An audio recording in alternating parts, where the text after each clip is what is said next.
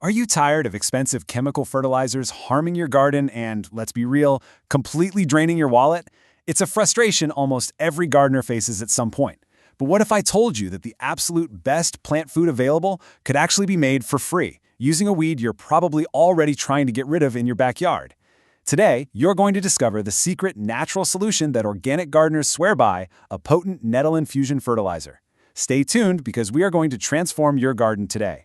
When we look at the reality of modern gardening, we often see this pretty stark contrast. On one side, you've got your store-bought chemical fertilizers. Sure, they're easy to buy, but they can be incredibly harsh on your soil's microbiome, they cost a small fortune, and over time they can actually deplete your garden's natural vitality. Now, on the flip side, we have what many folks call nature's liquid gold, and that is nettle infusion.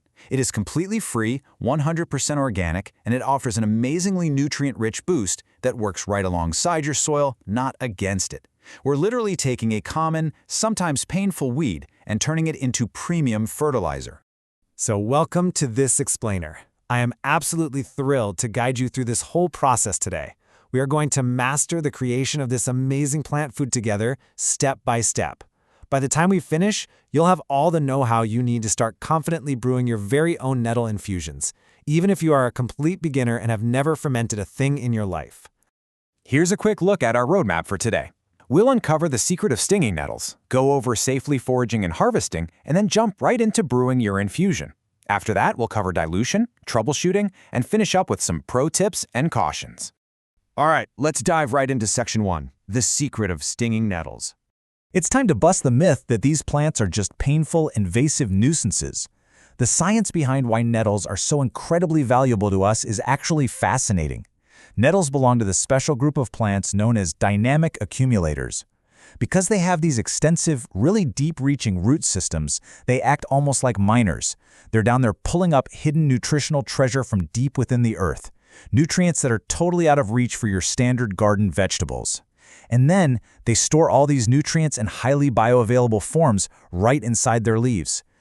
And if you look at the breakdown here, it brilliantly illustrates the rich profile we're harvesting. Fermented nettle boasts an NPK ratio of roughly 2.0 to 0.5 to 1.5.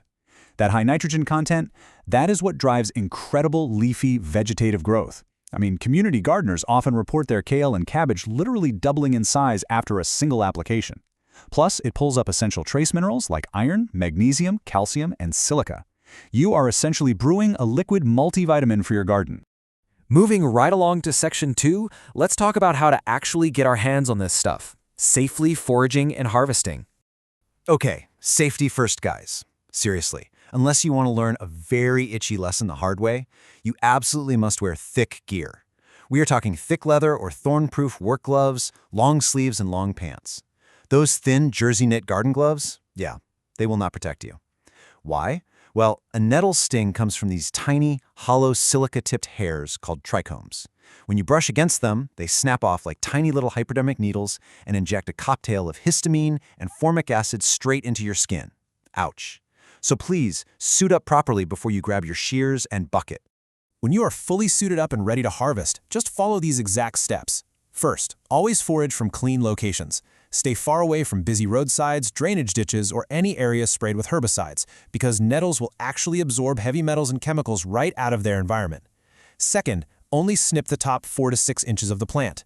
You want those young, fresh-growing tips because they contain the absolute maximum concentration of cell sap and nutrients. And third, and this is a big one, do not harvest plants that have gone to seed. If you brew nettle seeds, they'll actually survive the fermentation process, and you'll end up accidentally planting nettles all over your vegetable beds. All right, you've got your harvest?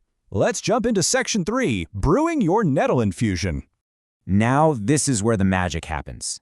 This timeline perfectly outlines our 2-week fermentation process. On day 1, you're going to roughly chop your nettles and pack them into a bucket, filling it about halfway up. Then, cover them completely with water. Pro tip, rainwater is best here, so you can avoid the chlorine found in most tap water. Now here is a vital rule you cannot forget. Never seal the bucket tightly. The fermentation process produces gases like CO2, and if you snap that lid shut, pressure is going to build up. Just lay the lid on top loosely. Over the next 2 weeks, you want to stir it daily to introduce some oxygen. Just be warned, by day 3 it is going to smell incredibly strong and earthy. By day 14, when the bubbling completely stops and the liquid is turned to dark brown, your potent fertilizer is finally ready to be strained. Now that the brew is ready, let's move to section 4, dilution and garden application.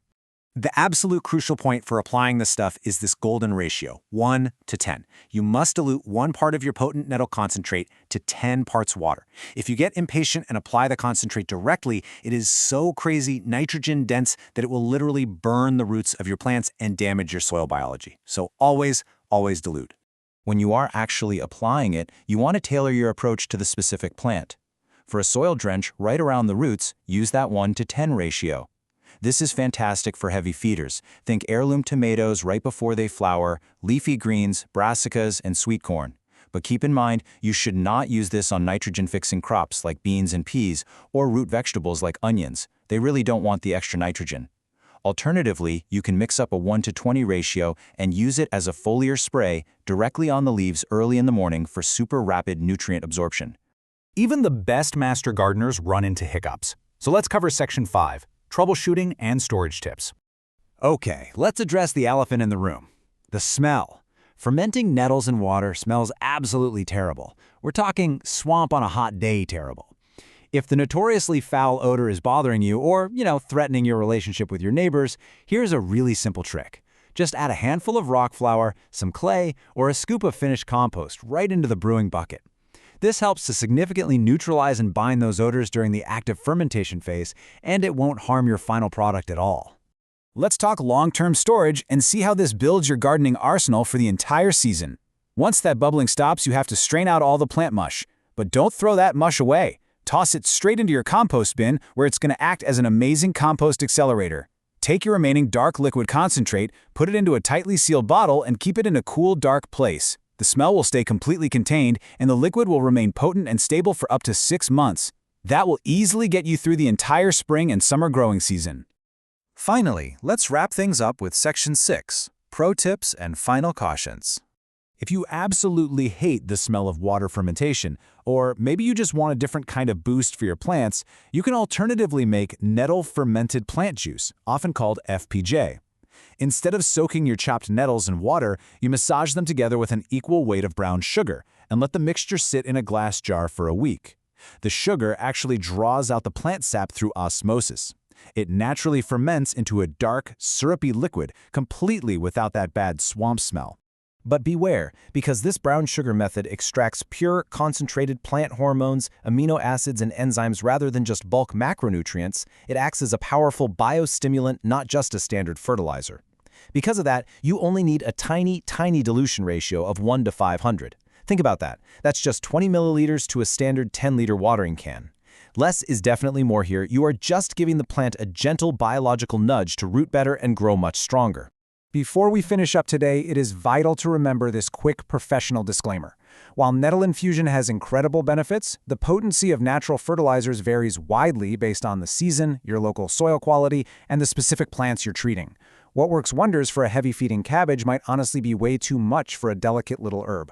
Always adapt the approach to fit your individual garden needs, watch closely how your plants respond, and consult with a gardening professional or your local extension office if you are ever unsure. Furthermore, if you take prescription medications, just be aware that handling or consuming metals can interact with certain drugs, so always consult a doctor regarding your own health. So, I leave you with this exciting challenge today.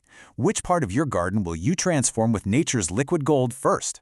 Are you going to supercharge those heavy-feeding tomatoes, or maybe give a gentle foliar boost to your leafy greens? Get out there, safely forage some nettles, brew up a batch of this incredible free fertilizer, and watch your garden absolutely thrive. Happy brewing and happy growing.